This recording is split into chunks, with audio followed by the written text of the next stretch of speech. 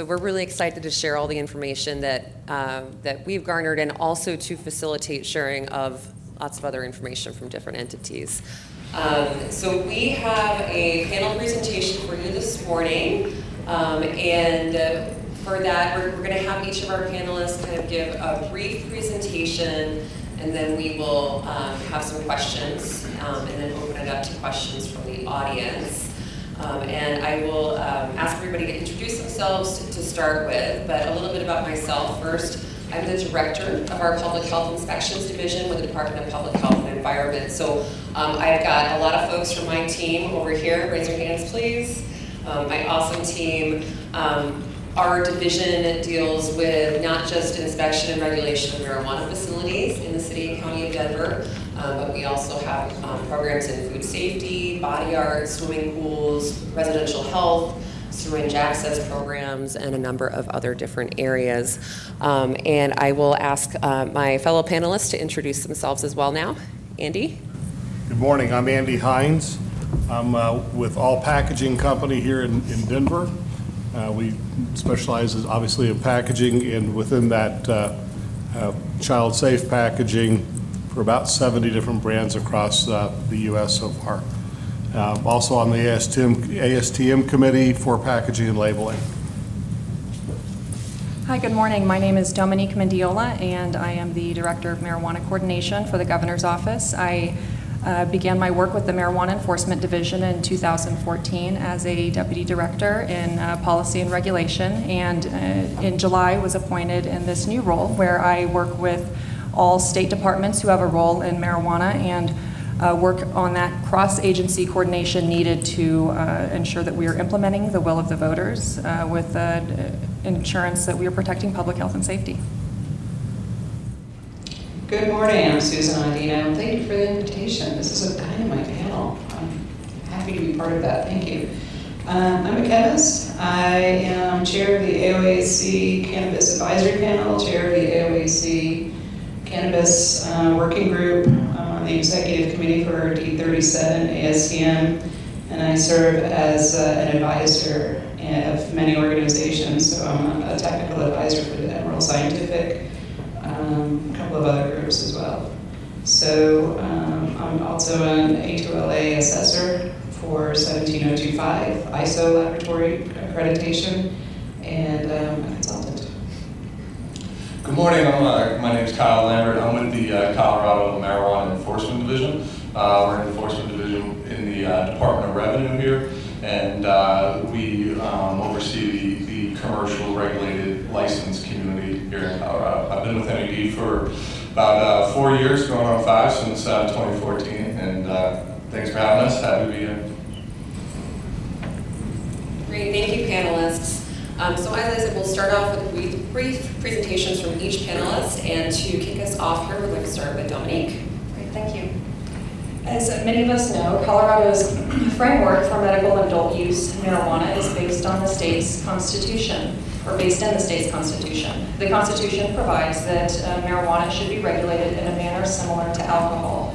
So that includes requirements that individuals show proof of age, and where distribution to minors and driving under the influence remain illegal. Now, as it relates to the subject of this panel, the Constitution further provides that marijuana sold in Colorado will be labeled and subject to additional regulations to ensure consumers are informed and protected. From this, we've seen ongoing development and regulations that are ultimately focused on implementing the will of the voters with the protection of public health and safety at the forefront. Now, there is this perception of ever-changing regulations, and that is an ongoing development. However, it's important to note that rules are also often prompted by legislative changes. Examples include, as it relates to packaging and labeling, child-resistant packaging requirements, universal symbol marking requirements, limitations on the total amount of active THC in a package of retail marijuana, and prohibitions on health and benefit claims. As it relates to testing, the establishment of a testing and certification program to ensure products do not contain contaminants injurious to health and to ensure correct labeling, and potency or concentration testing. Now, we are often navigating new complex issues that prompt discussions around how to look at packaging and labeling developments.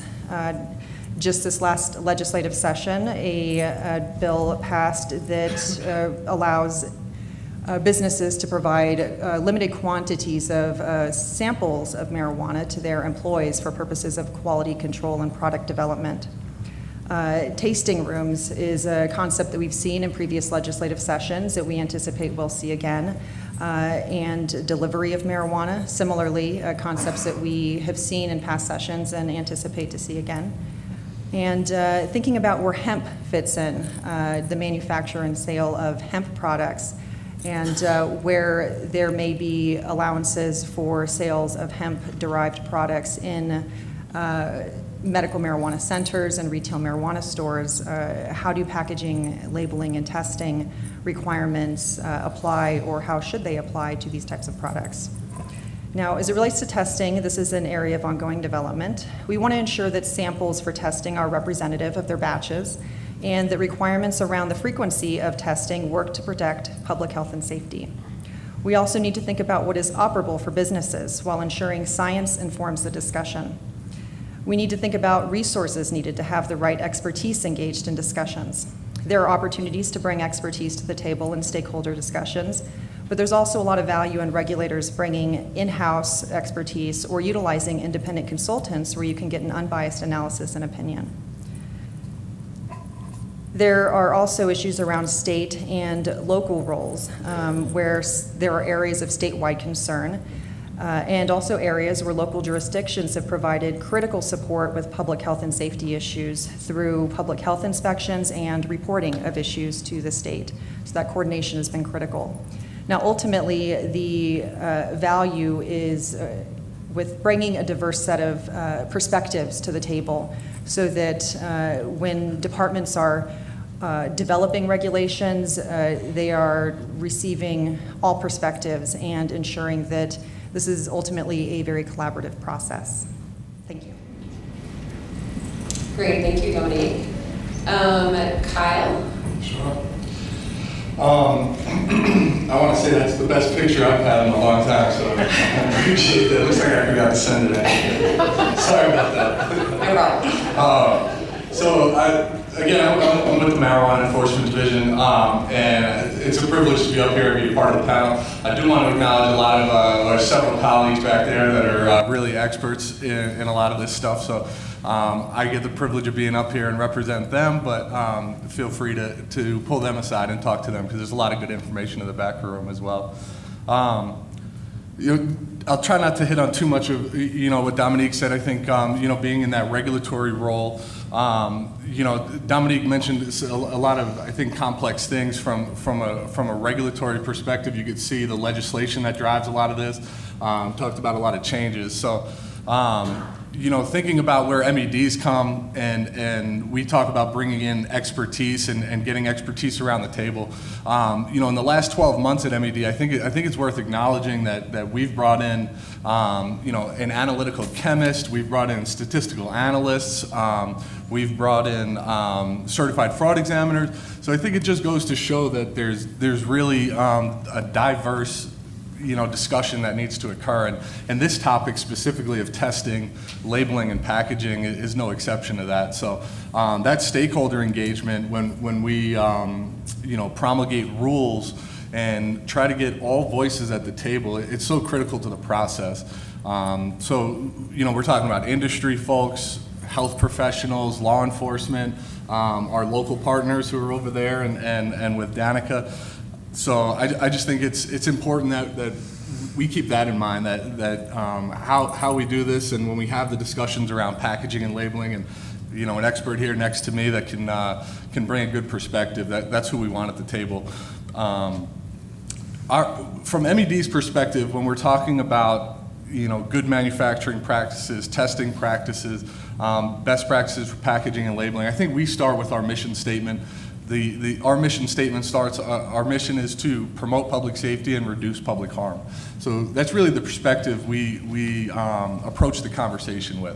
So that's the prism, I guess you'd say, we look through. Potential challenges when we're thinking about labeling and packaging, I think there's different stakeholders to consider. You have consumers or patients. So we're thinking about what on a label would be important to consumers or patients. At the same time, we know law enforcement and health professionals really need some information from a label. So we're considering their perspective as well. Parents and school resource officers, thinking about the information that would be important to them on a label to identify marijuana product. So balancing those different perspectives on a label, can be difficult. But as Dominique mentioned, we need to be, operable. Rules need to be operable. Labeling requirements should be operable for a business so that they're repeatable and create some efficiencies, but at the same time that they provide the information needed by those different stakeholders. Packaging has been largely driven by legislation, child resistance, really to avoid accidental ingestion by children. So, and I'm sure we're going to hear a lot more. Again, we have a packaging expert on the panel, but so the packaging perspective has really been driven by that legislation. And then testing. Testing's been an evolving conversation, especially here in Colorado. We definitely talk to our other states that are taking on the marijuana testing and implementing different testing regs and try to learn from each other. Finding consistencies, finding best practices, and implementing a testing program that's not only protective of public health, consumers, and also considers the environment that employees, because we have 40,000 badge holders that are working in Colorado alone in the industry. So considering the environmental conditions that they work in is critical as well, and the testing program can help to inform that. So we're always looking for data, we're always looking for research on best practices, and happy to hear more from the panel and answer any questions you guys might have. So thanks. Thank you, Kyle. Okay, I'm going to stand up for my piece here. So, as I mentioned, I'm with our local health department for the city and county of Denver here, and it's really fascinating when you break down this story to kind of the different agency levels, and especially, from my point of view, when we're looking at regulatory agencies, I cannot think of a greater unexpected challenge that we've had as a local health department than dealing with legalized marijuana. And so I'm going to share a little bit about the Denver story here, and then kind of our local perspective on some of the sampling and testing issues that we're discussing today. So a little bit of background about the Denver Department of Public Health and Environment's involvement with marijuana regulation. In 2010, we started to see a proliferation of storefronts that were geared towards medical patients cropping up. And at that point in time, we were seeing just a lot of very innovative folks who were, for example, trying to open up a marijuana restaurant in one case. And we're getting a lot of questions from consumers that really prompted us as the local health department to consider what our involvement should look like. And I should say that Denver is somewhat unique, in Colorado at least, as a local public health department, because we're a home rule jurisdiction, and so we operate off our own authority as opposed to the delegated authority of the state health department. And so we had kind of some unique flexibility for a local health department in considering what our involvement would look like with the marijuana industry. And so, really when we started in 2010 to get some complaints and concerns and hear about a potential marijuana restaurant, it prompted us to start applying our food safety regulation. So Denver has its own food code, which is very similar to state and federal codes. And in 2010, we started conducting inspections and applying those regulations where they were applicable to marijuana businesses. And so, that was really the start of our involvement with this industry. And let me tell you, having gone through, I think a lot of our staff have environmental health degrees, biology backgrounds, there's not a whole lot in our education that had prepared us for walking into a marijuana business and understanding what we were looking at. So one of our biggest challenges initially was really just trying to understand what products are being offered up, what the hazards were associated with the processes to make those products, and then trying to make decisions about how we interpret and apply our regulations to marijuana products. So 2010 to 2014, which is of course when we legalized recreational marijuana, we were doing inspections of a number of businesses, a much smaller number than what we have today. So maybe there were a dozen or two businesses, and that was slowly growing at that point in time. And then in 2014, when we had legalization of the rec, we started, getting a lot more interactions with consumers in Denver and receiving a lot more questions and concerns.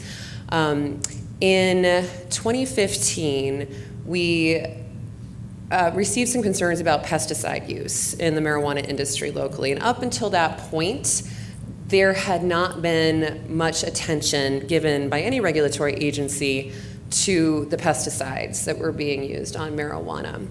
And so our first foray really into delving into enforcement was in the context of going out, interviewing businesses, and understanding that these compounds, which in some cases should not even be applied to any food products, were being used in certain cases. And so we did really ramp up enforcement at that time, and had holds on a number of businesses where we found through interviews and on-site investigations that pesticide use, off-label pesticide use, I should say, is occurring. And I have to be very clear here about the lane that as a local health department we swim in. We do not regulate pesticide use, but we regulate product contamination. And so we had to be really clear in all of our documentation so that we did not have to deal with preemption concerns.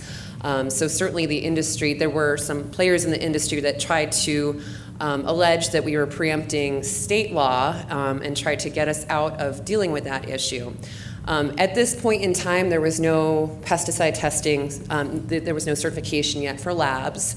And so one of the things I think that we learned over time as a local health department was that some patience is really required as we're ramping up a robust regulatory program at the state and local level.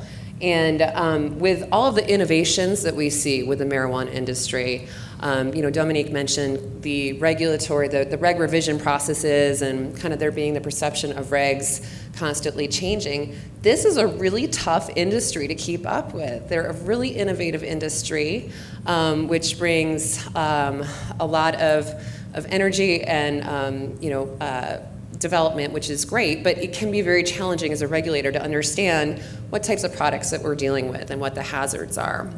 And so throughout a lot of our investigations, our team was going in, many of the folks that you see sitting right here, and I see Michael Roy at the back of the room from my team as well. We're going in, conducting investigations when we have some reason to suspect that there's contamination, and then we are overseeing the sampling and testing of products.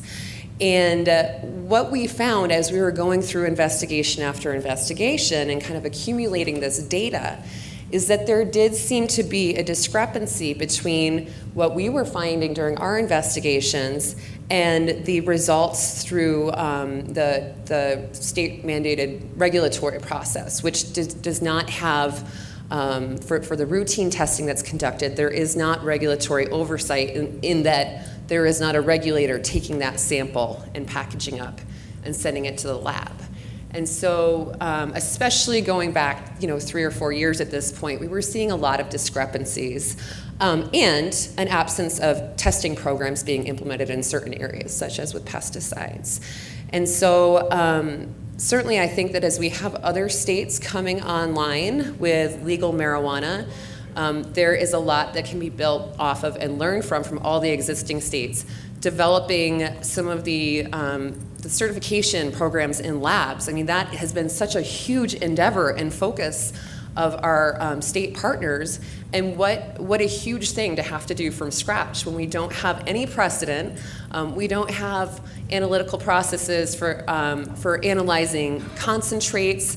There's so many challenges on the lab development side. And so certainly for any of you who come to us from states where you're looking at bringing on legalized marijuana, Fortunately, there's some work that can be borrowed now, not just from Colorado, but from a lot of our other states where we have legalized marijuana. And hopefully, that having that history will facilitate a bit more ease than we've had here. My agency's concern is always consumer protection and safety. And so especially when we're looking at medical products being used, we're trying to evaluate and understand what the hazards are. Kyle mentioned occupational safety concerns as well.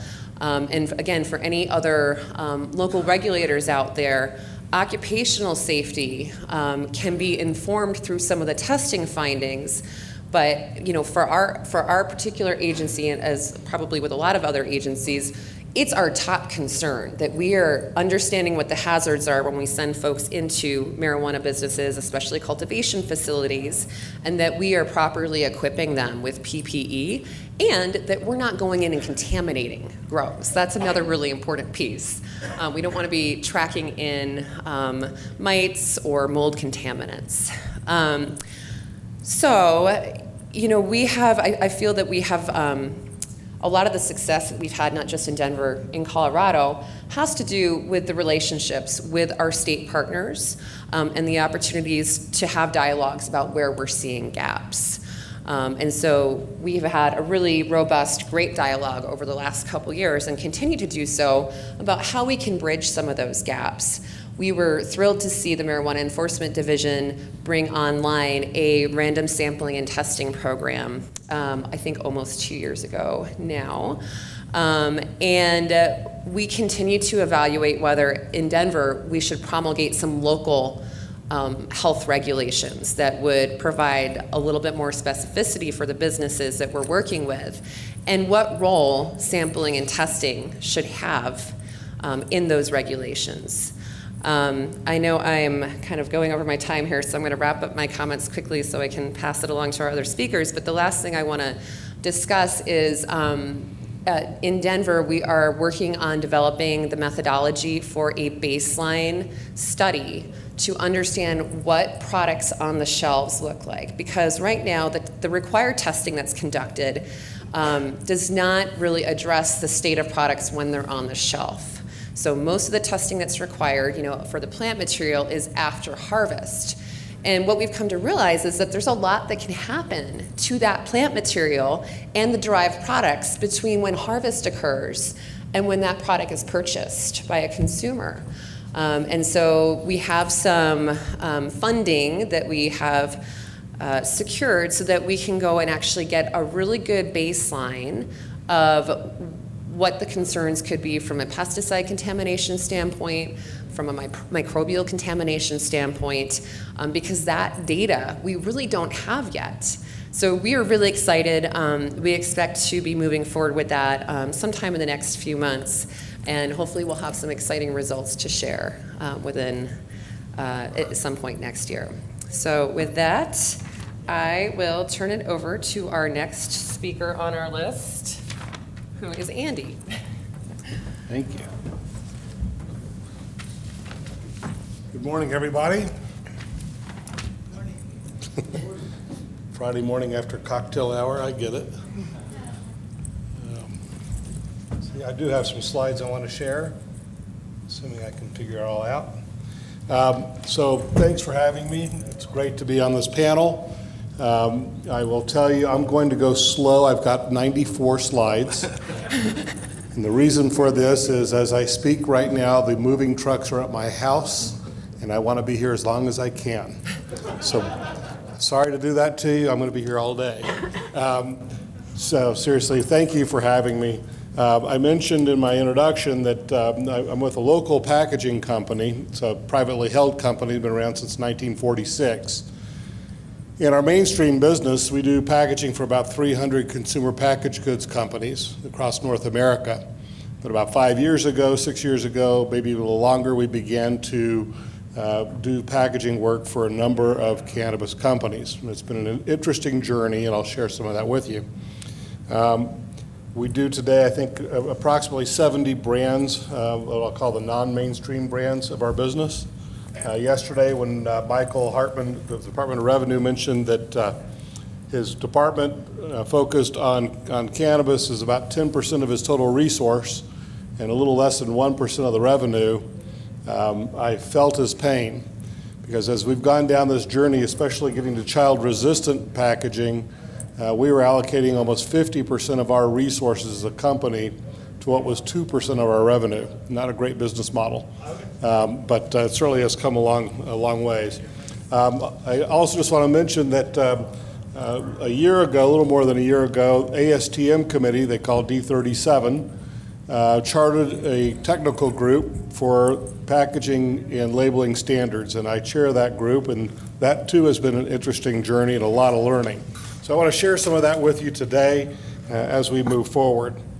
The goal of ASTM International and other collaborating organizations like FOCUS, which is the foundation of Cannabis Unified Standards, AFA, the American Herbal Products Association, and others, is to develop standards to meet the needs of the legal cannabis industry by addressing quality and safety through the development of classifications, specifications, test methods, practices, and guides for cultivation, manufacturing, quality assurance, laboratory considerations, security, and yes, packaging.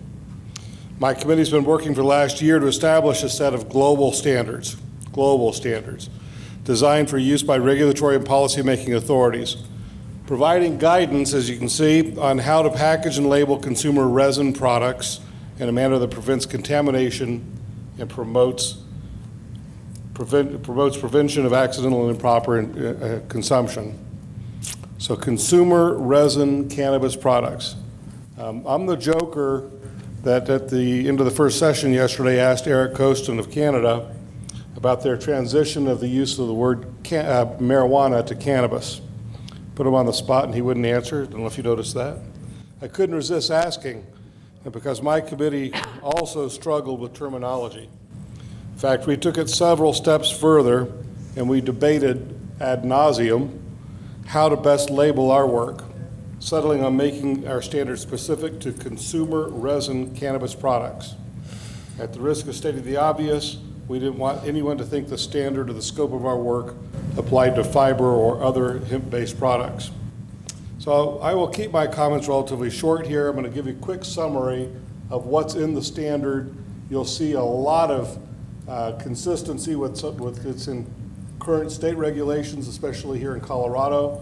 Obviously, there were several states to draw on experience, Colorado being one, Washington State, Oregon, others that were already struggling with regulations on packaging and labeling as we began to write these standards.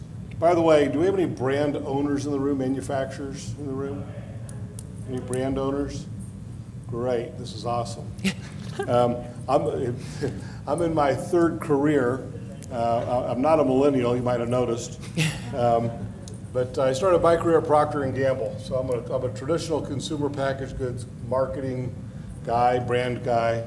I spent 20 years after that in management consulting in consumer packaged goods, and only about 5-6 years ago did I get into packaging. So that's been a lot of fun also. And I'll tell you, one of the questions I was asked in preparing for this was, what are some of the challenges that we faced? And I'll tell you, aside from an evolving industry where people are solving problems and making stuff up as they go because they just have to do that, it was interesting, my experience being that I'm a brand person. One of the big challenges getting into packaging and labeling was the brand owners, very creative, very motivated, completely inspired to do a great job. They could tell you everything you wanted to know about cannabis. They just didn't know a lot about branding. They didn't know a lot about marketing.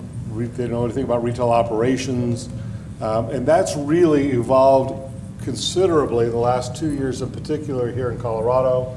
Other states, Oregon, certainly in Washington State. California is getting there. But for those of you from states outside of Colorado, know that a lot of the brand owners you're dealing with, they try very hard, but they don't necessarily have a lot of experience from a marketing and retail operations point of view. And so this is new to them, and that's why in our case, we had 50% of our resources dedicated to 2% of our revenue. So we had to help them an awful lot. They just didn't come naturally to them. So I'm going to start with kind of the 6 common elements in packaging, and they're pretty straightforward. Cannabis product must be in an immediate container that is opaque, tamper evident, and child resistant prior to the transfer to a retail operation. That retail operation could be defined as any distribution method that's legal, delivery, and so forth, but must be in a child-safe, tamper-evident, and opaque container prior to the transfer. Immediate containers housing multiple servings of active THC product must maintain its child effectiveness for at least the number of times that there are uses in the package. Straightforward, pretty common sense.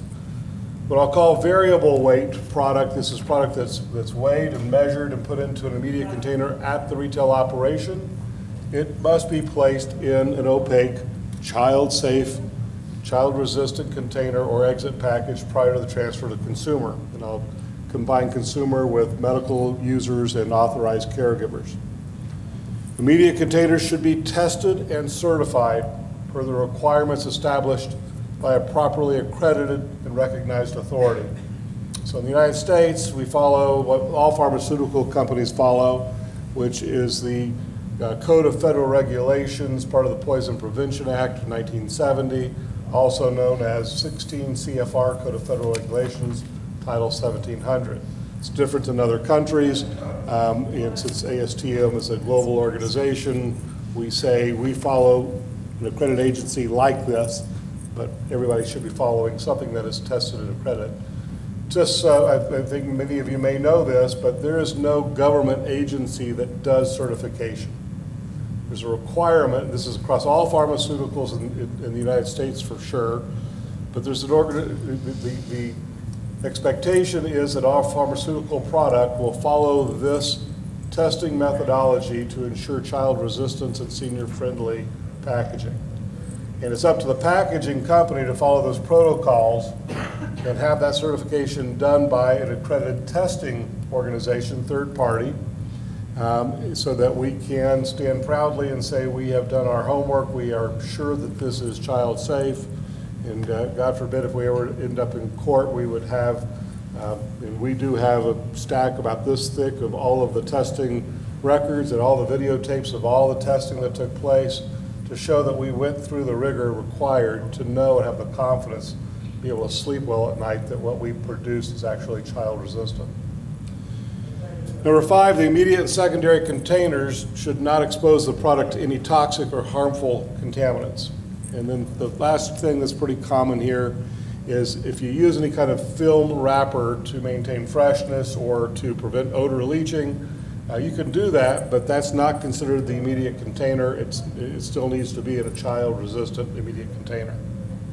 So that's the easy stuff. And there are a myriad of certified packaging options out there. I will tell you that it took, when we started to go down this path for child-safe packaging, I didn't realize how hard it was going to be. And I didn't ever really step back and think about it, but having a piece of paper that turns into something child-resistant is pretty tough. You can see glass or plastics and others that might be easy, but paper was pretty tough. Well, it took us over a year, it took us over 30 iterations of the design, took us 3 times to the testing labs before we finally got it right, not to mention the small amount of research and development dollars we had to spend. I kept asking our structural design team, why is this so hard? I mean, this is not rocket science.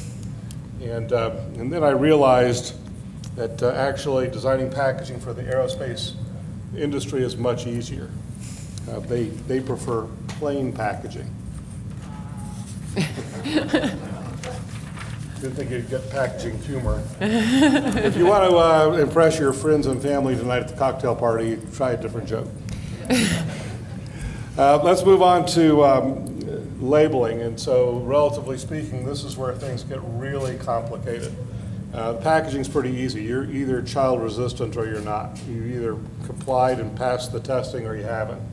Labeling has been much more complicated.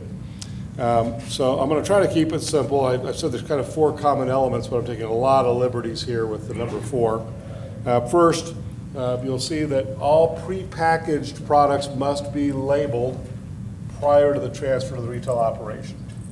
And then second, any packaging that is done at the retail operation, like the variable weight dried flour being weighed and put into a container at the store, dispensary, that too must be labeled prior to transfer to a consumer.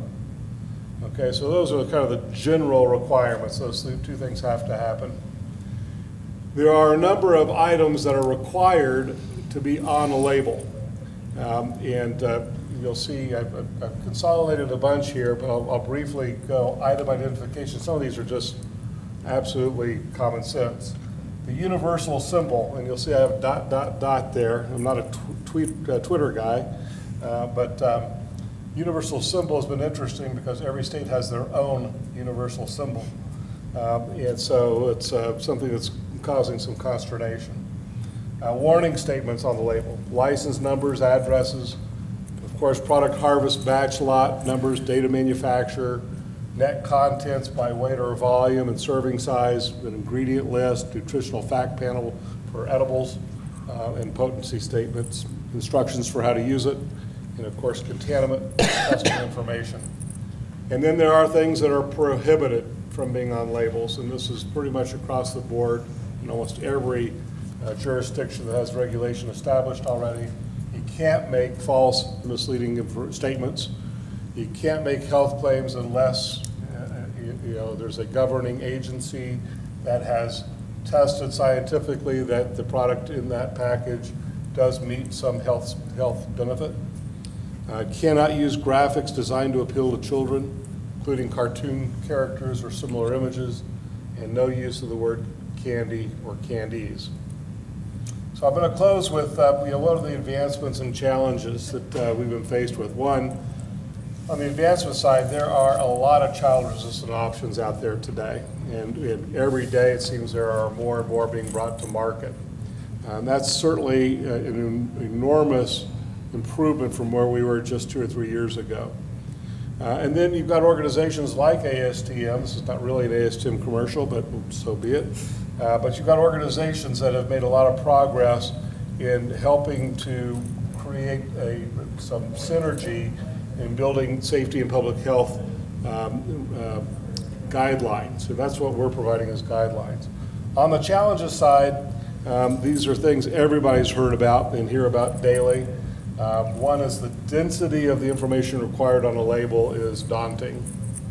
And that is causing a lot of companies to have to put their product in packaging that is far larger than it needs to be just to accommodate the label.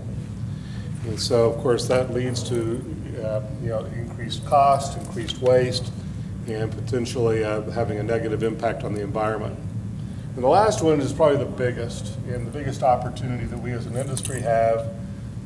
Yesterday, I think Mayor Hancock mentioned that there's legalization in some form in 46 states today, and the harmonization opportunity is certainly the biggest. We have great variance from state to state on simple things like font sizes or a universal symbol or where things may be placed on a label. This is becoming a much more substantial issue. Not only are we having evolving regulations with different legislature interests where labels and contents of labels are changing very frequently.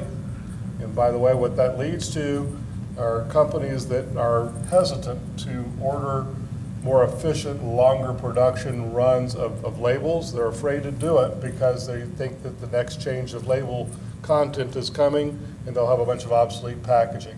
So they opt for shorter runs, which are way more expensive in manufacturing, and that cost gets passed on. Now you've got these brands, many of which are expanding into new geographies, going into new states, and that's where they're starting to pound their head against the wall saying, why is this so hard? Why can't we have one universal symbol? Why can't we have one set of warning statements? Why can't we have some consistency here Because now not only do I have to worry about the state changing regulations on me frequently, but the regulations in California are different than they are in Massachusetts. And so I'm having now to further segregate my manufacturing runs and not get the benefit of the economies of scale. So that's all I've got. I could stand up. I'll take all 150 questions today, just so I don't have to go unload moving boxes. Thank you. Thank you, Andy. Susan?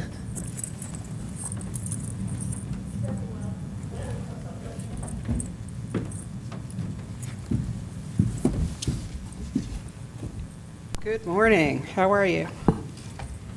First and foremost, I'd like to start by saying my hat goes off to all the regulators all over, and especially to Colorado as one of the leaders. The task that they were faced with is nothing short of undaunting and next to impossible, so my hat goes off to you all. I'm not going to reiterate ASTM. I think Andy did a great job on that. I sit on the ASTM exec committee there, and I'm also, as my, up here with my picture on AOAC. How many of you have ever heard of AOAC? Ah, very good. We have one. That's great. So AOAC has been a leader in the testing world for the food industry, and they were at one point part of the FDA, and then they bifurcated, and FDA took on drugs, and AOAC took on the food and feed industry, so that would be human food, animal feed, and pet food. So they've been a leader in establishing standardized and consensus test methods for laboratories for about 130 years. So it's really exciting, and what's more exciting is they are about to launch something called CASP, which is the Cannabis Analytical Science Program. So that's really exciting because that leads us to face the challenges that we have in this industry. And, you know, listening to Andy talk about labels, we have an issue with labels, right? Andy hit on so many wonderful points. And one was his trust in what a testing label says. So right now, my world as a chemist is only with testing. Their expertise is elsewhere, and God bless them because they're great at that, and I wouldn't be very good. With respect to the testing, when we look at those test reports that end up on labels, we're challenged by the veracity of what's on those labels. What are some of those challenges? Well, for one, we are in an industry in which there are no standard test methods, with the exception of one minor one, for cannabis testing. So you think, well, why is that? Is it because cannabis is so weird and so out there and so new? And the reality is that no, it's not new. And testing cannabis is not new. Well, the science behind testing cannabis is nothing new. What is new is the matrix itself, so the flower, the concentrate, the things that we're finding the cannabis in, as well as the plant itself, and those create challenges. So when we develop scientific methods, we're looking at the product of interest and developing methods around that. And because of the prohibition for all of these years, we've not had that opportunity. So that creates a challenge. And the testing requirements or quality testing are very different from those in the production line. So in the production line, we're looking at how far along in the process are we? Does the material have the characteristics and properties we want? So on and so forth. In the third-party testing laboratories, what we're actually looking at is, are we able to separate, everything in our lab is separation, are we able to separate the 600 components in this plant, look at a handful that are of particular interest to us, and be able to quantify those at some sound integritous level? So it's a challenge in and of itself, okay? And then we're further challenged by a changing legal landscape. So, for example, we heard about pesticides, and yes, it is a huge issue. One of the challenges in the analytical world right now is we have beautiful instruments that can get down to close to zero levels, detect close to zero levels of pesticides. And the question should be, Is that telling the story that we really want to tell? And in more cases than not, it's not. And that in particular is, how many of you had breakfast today? Guess what? You all had pesticides. Okay? There's pesticides in the environment. There's pesticides being grown in your plants. There's pesticides in your houseplants, in your oranges, in your lemons. Whatever you have to eat, there are most likely pesticides in there. They're ubiquitous. And some of these things are going to be around for your great-grandchildren to enjoy. They're not going away. And so just because we can test down to that very near zero level doesn't necessarily tell us whether or not somebody is using a prohibitive pesticide on their plants for the cultivation purposes. Okay? So that's one of the challenges that we're facing. Another challenge that we're facing is having a very young scientific staff. So, you know, I audit many cannabis laboratories for an international accreditation body. I have many consulting gigs, several of whom are cannabis laboratories. I've consulted to a number of states as they develop their testing requirements. And I'm very enthusiastic by the excitement of the science staff. However, most of the science staff, and this is certainly not true of everyone, but many science staffs are staffed with very young folks who don't have the 20 and 30 years of analytical experience working with complex matrices and complex method development. So they're challenged.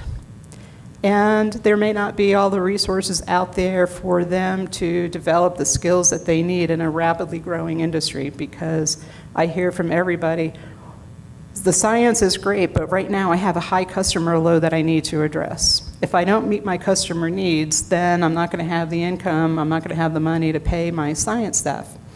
My response to that is, your customer list is going to keep going up. It's going to grow and grow and grow, and unless you have the scientific integrity to back up your data, which is the product of your laboratory, then your customer base is going to fall.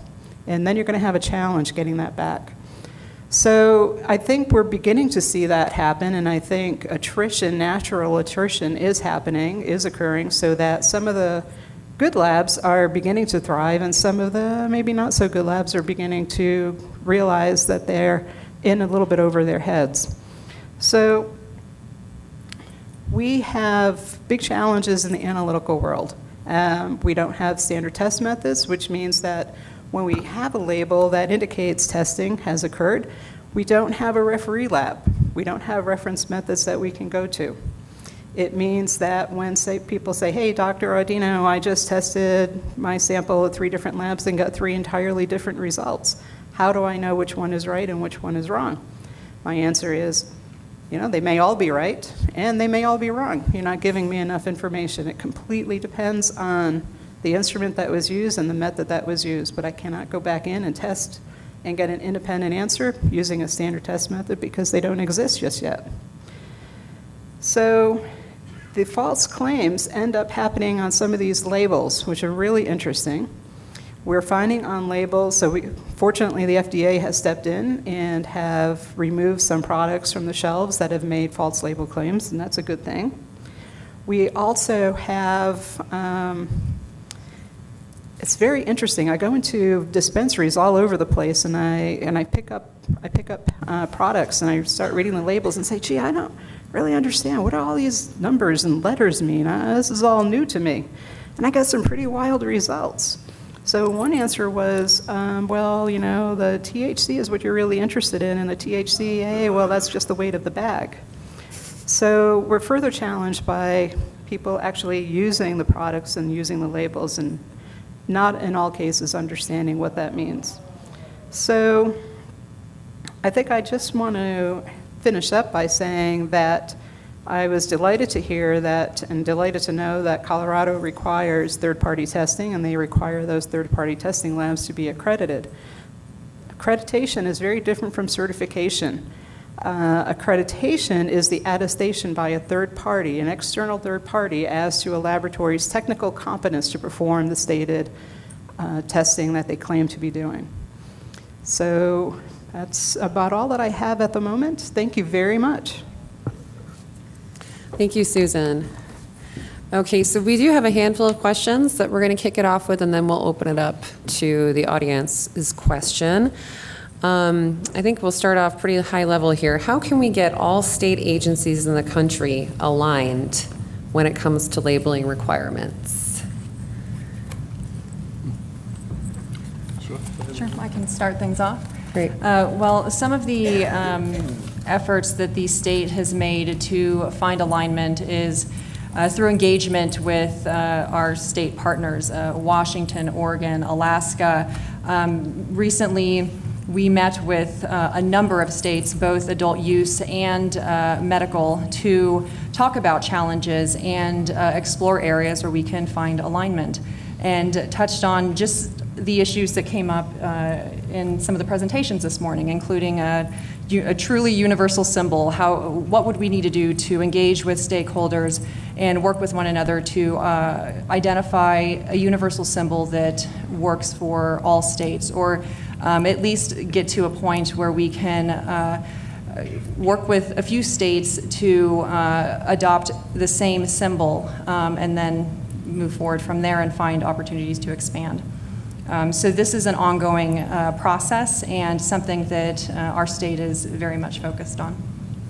If I could jump in, I would just add that a lot of times some of the regulations around labeling and packaging are driven through, maybe it's statute, kind of out of control for some of the regulators to make some changes, but where we can find alignment, we certainly have. And last year is a good example. I think throughout 2017, we had a labeling focus group where we engaged stakeholders and tried to find some streamlining. And one of the most important conversations we were having, as Andy mentioned, the difficulties between states, was with Washington. And we had their rule book out with us as we were talking about labeling, warning statements. Can we align our warning statements with theirs? Did it make sense? Was it an ability to cut down on some of the language but still get the the message that's implemented? And we did find a way to do that. So it was probably a small step in a warning statement with the state of Washington, but any chance we get, we're certainly from MED's perspective cognizant of that, and our partners in the other states certainly are willing to help and have those conversations. So I do think it's moving in the right direction. Sometimes it's a little difficult because of the restraints that might be in statute, law, different initiatives and things, but it's a challenge for sure. I would encourage people from all states to really take advantage of organizations like ASTM or Focus, and really push them to be the catalyst to get that harmonization that is so desperately needed. A lot of states, and I'm not saying it's Colorado or not, I'm just saying a lot of states, obviously cannabis is a pretty controversial industry and still obviously very new. And so there's an awful lot of deferring to an abundance of caution and putting things on labels because we're trying to be incredibly cautious. And rightfully so, protecting public safety and health is important to do. But then we end up with these accordion-style label books attached to a cartridge that I'm pretty willing to bet big money that very few consumers actually look at. And so there's a trade-off between what's on the label to protect consumers versus what we're doing to satisfy the community who has concerns about cannabis and the evil THC. Great, thank you. Let's see. How are innovations in the industry impacting developments to packaging and labeling requirements? Well, it's costing us a fortune. It's just when we got it right on cartridges, then came pods. Then came pods, then came bath bombs, and the innovation's just been amazing. And there are, frankly, a lot of products out there today that is almost impossible to have something available from the from the beginning that will house the product in a child-resistant package, a certified child-resistant package. And I'll give you an example. For a long time, I've been asked, what do we do with something like a lip balm that's on an applicator like a chapstick or lipstick? Because there is no child-safe, that's an immediate container, and there isn't a child-safe opportunity there. There might be one today. Like I said, this innovation's changing every day. But here we had companies that had innovated the product and were ready to take it to market, and they had no container to put it in. So it's a real challenge. That's a big one. And to follow up on that, one of the issues that we've seen in previous years is, packages within packages. It's the, nesting doll example, where the outermost package is the child-resistant package with all the labeling on it, and the package that's most likely to be thrown away after purchase. And what you're left with is an unmarked, non-child resistant package with the marijuana, where we identified some health and safety challenges and concerns around that. So looking at the regulations, seeing an opportunity to clarify what is meant by the reference to container as the apparatus that's subject to the required labeling and child-resistant requirements. So that was a pretty in-depth discussion, and to Kyle's comment, involved that focus group, the packaging and labeling focus group, to ensure that we were talking to all stakeholders and identifying needed developments. I'll just add, how it impacts MED, I think, and it's a lesson learned for, those of you out there that may be kind of just getting started with the regulation of marijuana, is it causes a year-round conversation, and you really have to engage and have those conversations. There's innovations happening, whether it's with your investigators, staff members on what they're seeing, being open to, the industry members to come in and bring packaging, bring products, and try to stay as aware as possible. I think Danica mentioned it. The industry is innovating. It's tough to keep up with, but I think it just reiterates the need to have those open conversations. I think a lot of other maybe industries outside of marijuana, we open a rulemaking session for 2 months a year, and that's kind of where all these discussions happen. With marijuana, it's really a year-round process right now, and we're just engaged and trying to understand what's next and how we can, handle that. So having those conversations is critical. I will add on kind of an example that came to our attention a couple years ago, and I think is a good example of the impacts of innovation on testing and labeling.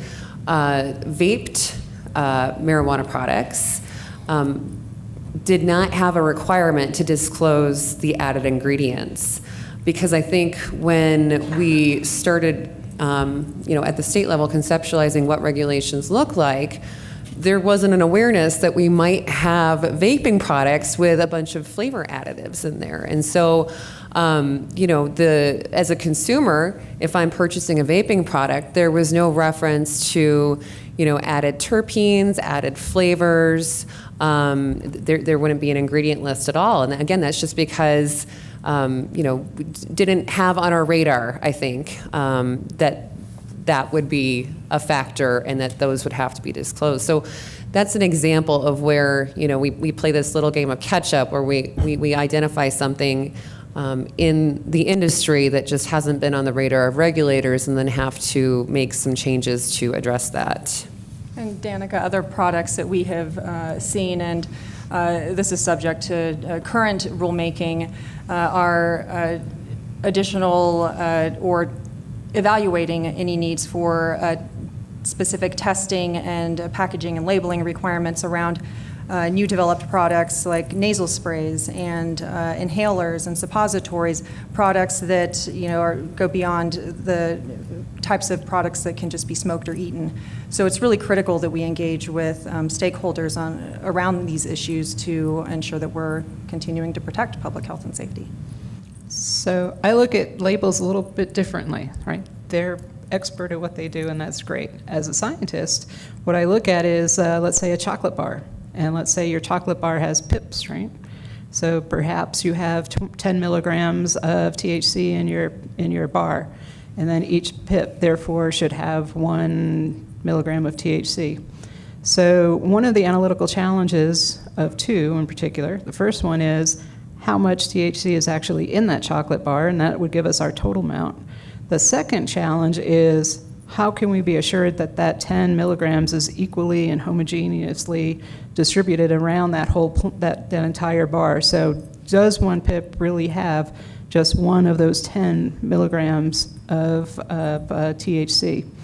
So we look at things, we all have the same goal, which is to enhance and protect consumer safety, but our interests or our specialties are a little bit different. I look at labels as saying, this whole food product has so many milligrams, how evenly distributed is that throughout the whole product so that the dosing mechanism that's on the label truly is accurate?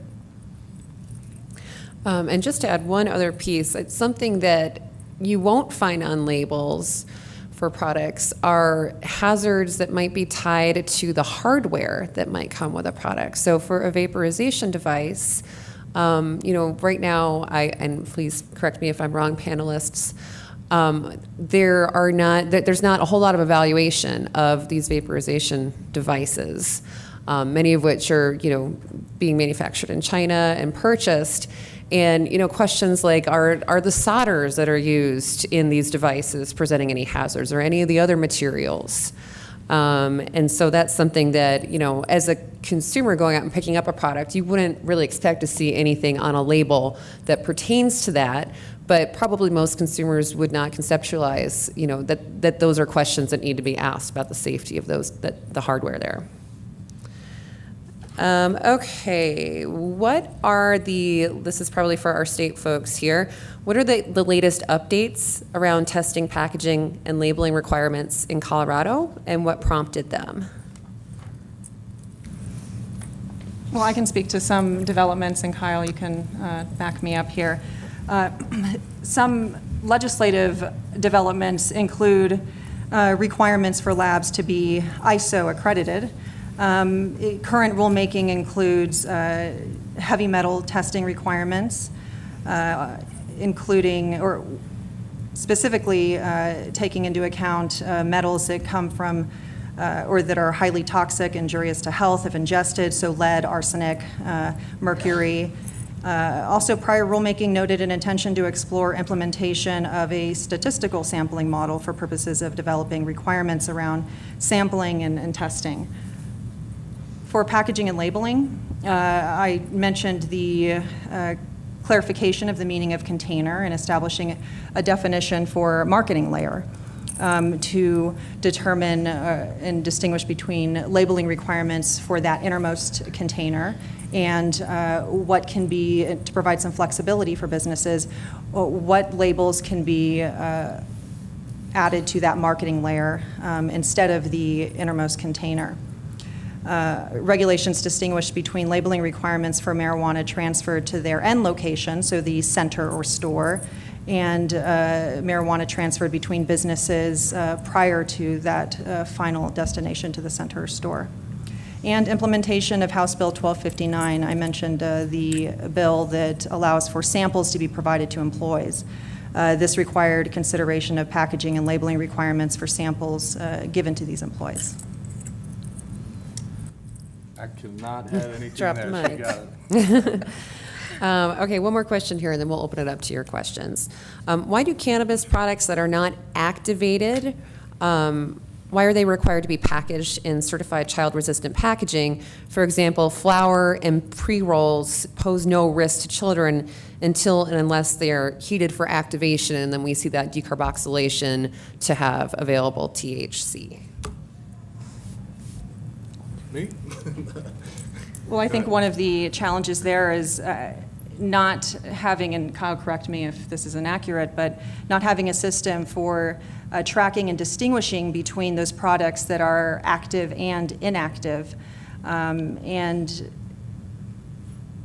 thinking about the need for or the ability for regulators to go in and be able to easily identify what needs to be placed in a child-resistant package and what doesn't. There's some challenges, I think, ultimately around that. Yeah, I think concentrates could be a good example of that, where there's concentrates, some may be activated, some may, not be, depending on what they are. And, as Dominique mentioned, distinguishing between that. I think there's some statutory language around, packaging requirements. So I'm not, I don't know how, it's a difficult one to decipher through. Now, there was, I believe, some flexibility provided that relates to flour and seeds that allow for and concentrate to go to a center store in bulk outside of, in a package that's not child resistant, where the center store can then, before providing it to a consumer, for concentrate, it must be packaged in a child resistant container. But for flour, that can be provided in a exit package that still must be child resistant. To add on to that, I think from a policy standpoint, regulators want to take a very cautious approach. And especially in Colorado, all eyes have been on us, maybe a little less so now than a few years ago. But we certainly have public health concerns about the impact of legalization on the use of children. Fortunately, we have seen in Colorado that there has not been significant increases in marijuana use by children. But just from that policy standpoint, want to take that cautious approach, and certainly even if the consumption of the product does not pose a direct risk because the product hasn't been activated yet, there's certainly some sound principles to just limiting access to those products by children through the use of packaging. And as Kyle mentioned, the child-resistant requirement is ultimately based in the medical and retail marijuana code. So it is a statutory requirement with some ability to utilize a child-resistant exit package under some circumstances. So I'll tell you, as part of ASTM, we included all this in the regulation, even though there was great debate about, look, my beer isn't child resistant, and my parsley flakes in the cabinet and my coconut oil, they're not in child resistant packaging. And if my child drinks some coconut oil, they might get a little sick, but probably not going to kill them. If they eat the parsley flakes, same thing. Why are we putting this in the standard? The answer is always coming back to abundance of caution. Maybe a few years from now, when there's more acceptance and understanding of the industry, we can reevaluate. But for now, there isn't a cut and dried answer as to this is why it has to be, other than abundance of caution. And that it would ultimately or very likely require a statutory change. Right. Absolutely. I think in the end, we're all talking the same language, which is people have a right to know what they're getting and to know that what they're getting is safe. Okay, so we'd like to open it up to audience questions. Please come up to the mic if you have a question. I have a question. Name's Rick from California.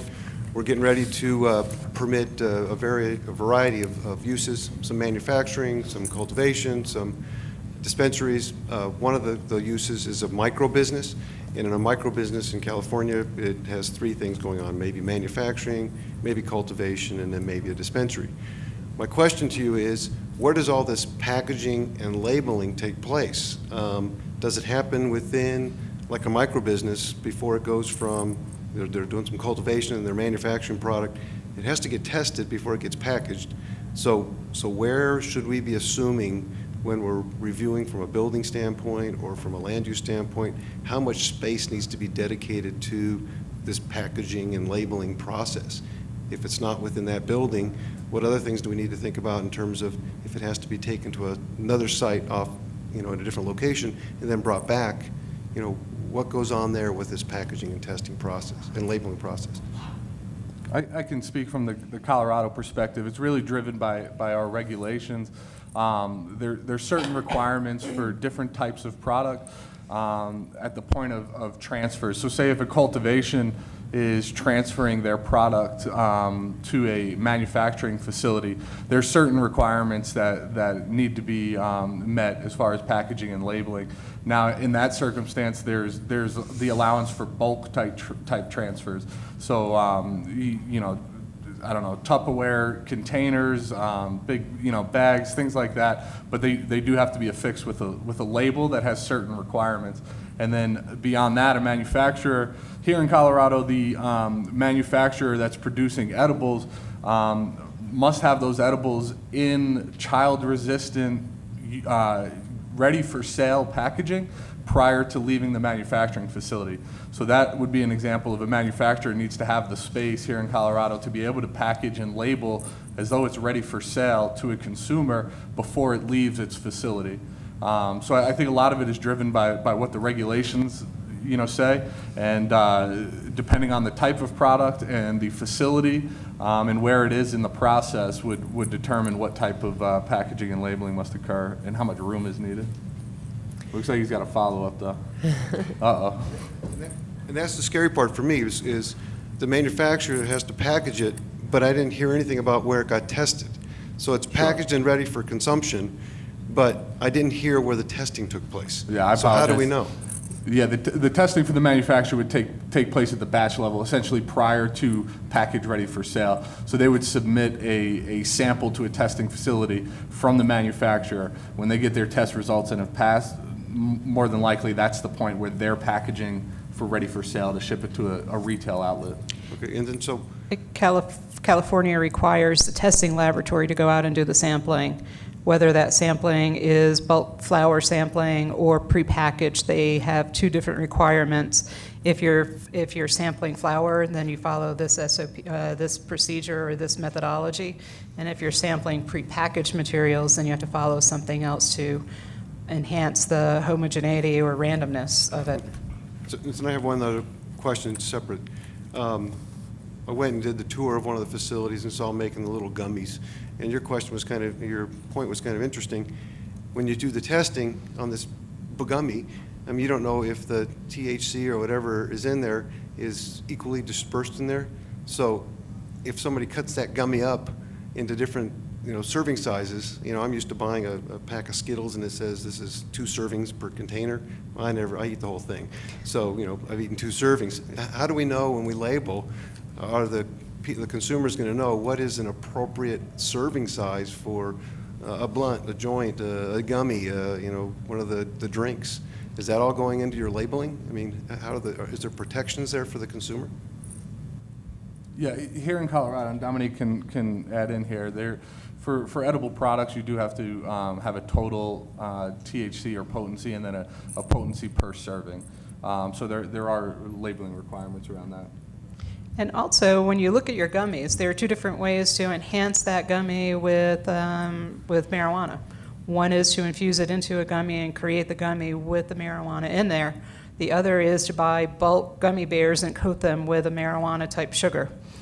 Both of those are going to give you very different results. And when we do the analysis, especially in the latter, we also have to analyze the package in which it comes, because a lot of the cannabis or marijuana may end up on the actual package and not so much on the gummy. So we could have very different results in that case as well. From a packaging point of view, one item I'm concerned with, I'd love to get my colleagues' input here, but in pharmaceuticals, there is a known methodology called the F value. F stands for failure. And so the manufacturers are required to identify how many doses would make a child seriously sick or injured. Could be through skin irritation as well as ingestion. This toxicology testing, to my knowledge, is not really happening anywhere. We address it in terms of dosage, 10 milligrams per, and so the question becomes, manufacturer, do you know how many doses a child could ingest or be exposed to before they become seriously ill or injured?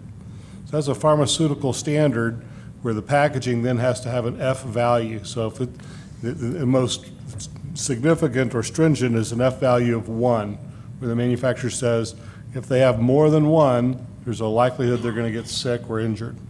Okay? And then that means that the manufacturer has to come to a packaging company and say, we need a package that is for a single dose that must be child resistant. Okay? The default, by the way, in the US anyway, is an F value of 8. You can have 8 pieces before the government says, you know, I don't think if they ate the 9th piece, they're going to be feeling so good. So this is an emerging conversation. It's certainly on my committee on ASTM about how that applies to packaging, because it's really incumbent on the manufacturer, the brand owners, to be saying, we've done this toxicology testing, and we know that we can only put X number of units or doses in a package, and that's what we want that package to contain. I don't know that that's happening broadly. And in Colorado, products are subject to homogeneity testing, and for products that do have more than one, that exceed 10 milligrams, which is the established serving size, then they need to be broken up in serving sizes that are easily separable, like a Kit Kat bar. And there was a mention of, just an example, a gummy bear, but just to clarify, in Colorado, legislation has prohibited the manufacture and sale of products in the shape of a human, animal, or fruit. Next question. Yeah, my name's Ed Nodlin, Green QMS, also a member of ASTM. So next week, there's going to be some city leaders and state leaders that wish they knew about this conference and had attended. You know, they're going to wake up and have to deal with this. Some point in the future, we'll have federal guidelines and regulations, but that may be a ways off still. In the meantime, this is a great forum, you know, with state and city representation. I don't know what the representation of states and cities is within ASTM. I know there's a lot of industry.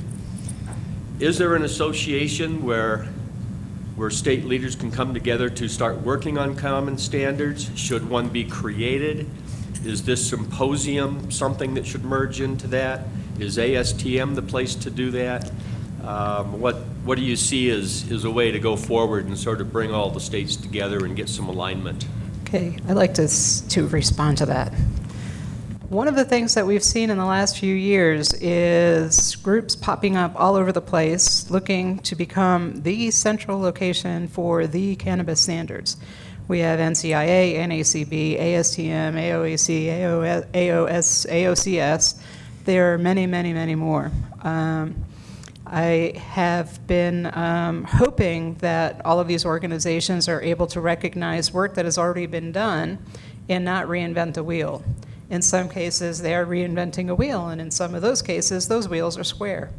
So a lot of these requirements already exist. They've already been addressed. They've been in place internationally, nationally for many decades. And as far as your particular goal or aspiration or area of expertise, there's a group to meet your needs. So ASTM is a great place. AOAC is a great place. Both of those have centuries-old histories in the development of standards. And at that point, you do your research.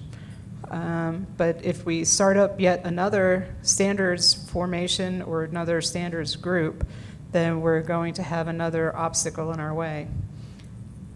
Can I do a little follow-up on it? What do some of you think about getting state leaders to form?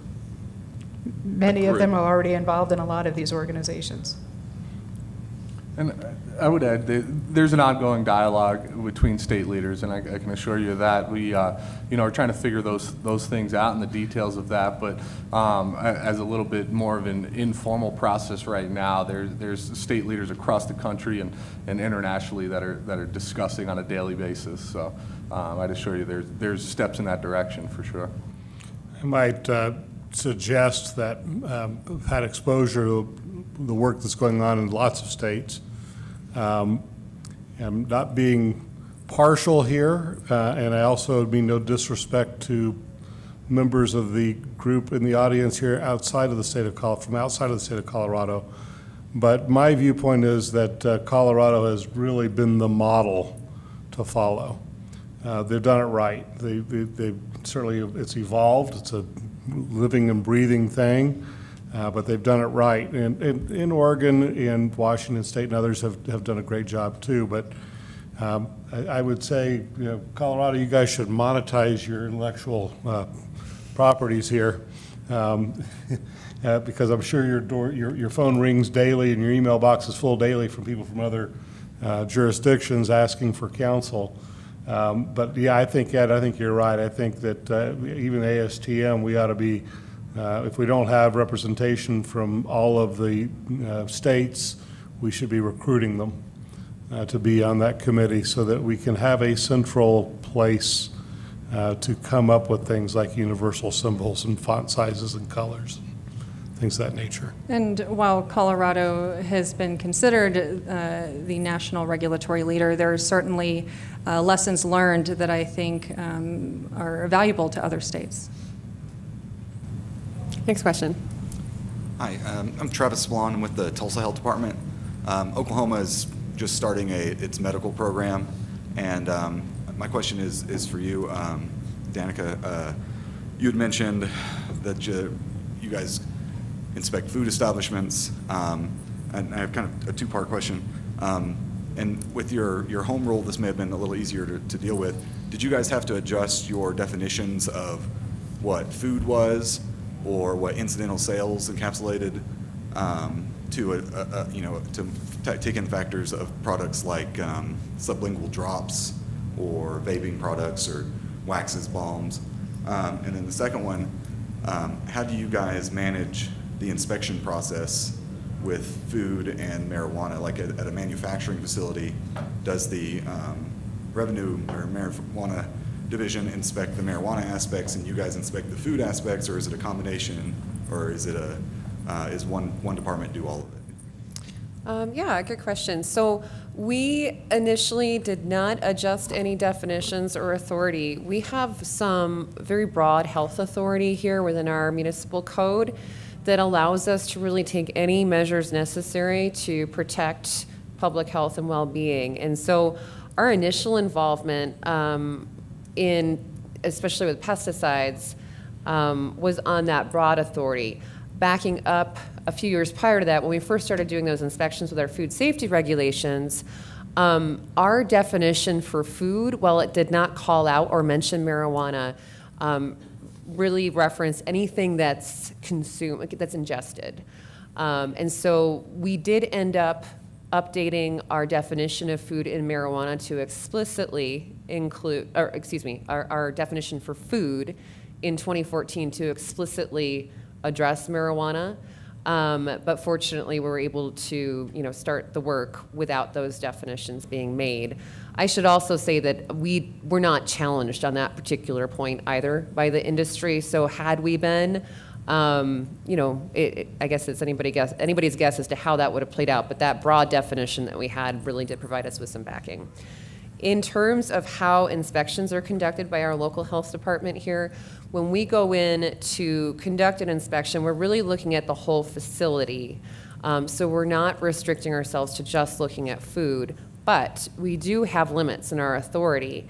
And so when we're talking about smoking and vaping products, right now, because we have not promulgated any local health regs, we don't have any agreement with our state agencies that we're enforcing our regs, we do in some cases have to be careful with the issues that we address and how we address them. We're considering promulgating some local health regs that would strengthen us in that endeavor and also fill in some of those gaps right now with smoking and vaping products that aren't addressed at all. If we do come across an issue that we feel presents a significant public health hazard, we work with our attorneys to figure out, do we have the backing to address this? For example, if we were looking at pesticide contamination of a vaping product.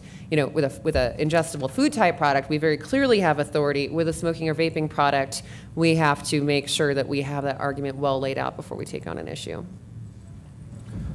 Can I just add the strength really of the process when you talk about the state inspection, and I think the strength in the Colorado model is the dual responsibility here, and MED, we certainly, are in those facilities and inspecting, all aspects of it, but being able to rely on local partners that have an expertise in that area, that go in and they certainly have a different view and they're looking for different things. It's what really I think makes, the strength of the Colorado that maybe Andy was referring to.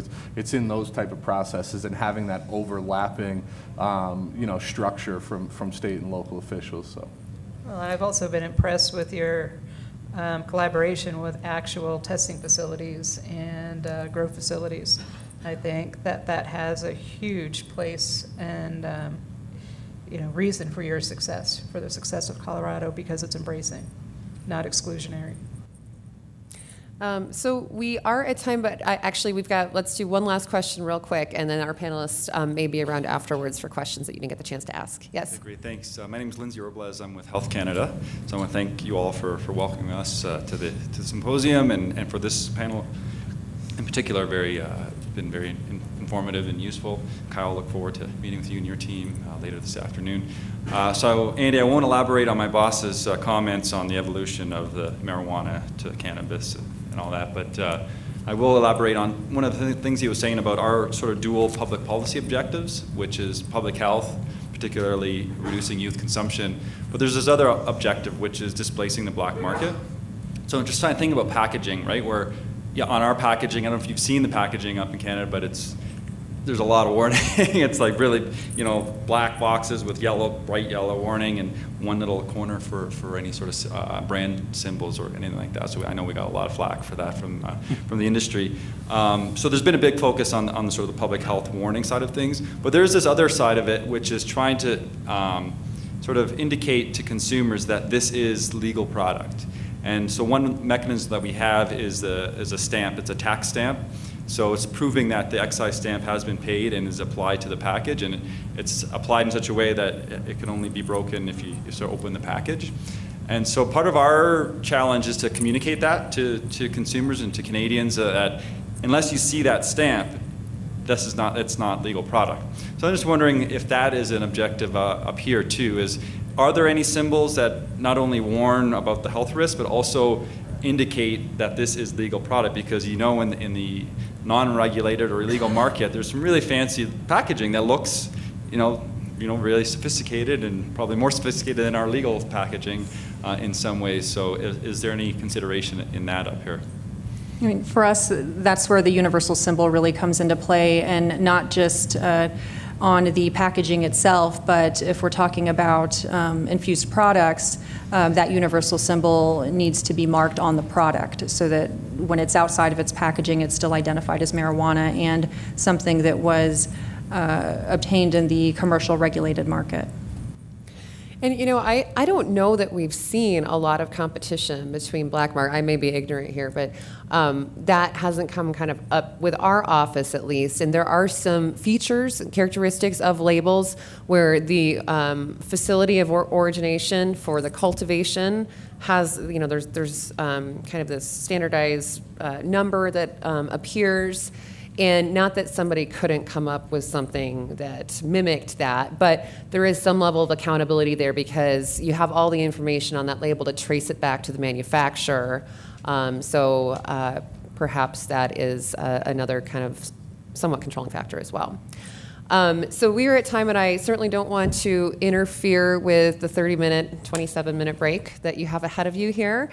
So thank you so much for your attention this morning, and feel free to reach out to any of us if you have additional questions.